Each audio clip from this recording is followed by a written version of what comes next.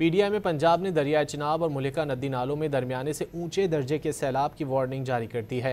PDMA के मुताबिक दरियाई चिनाब में मराला के मकाम और जबकि खानकी और कादराबाद के मकाम पर दरमियाने से ऊंचे दर्जे के सैलाब का खदशा है। पीडीएमए पंजाब ने कमिश्नर गुजरांवाला, सरगोधा, फैसलाबाद और मुल्तान डिवीज़न को अलर्ट जारी कर दिए हैं।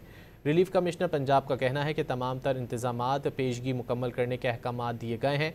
एमरजेंसी कंट्रोल रूम्स में स्टाफ को 24 घंटे अलर्ट रखा जाएगा।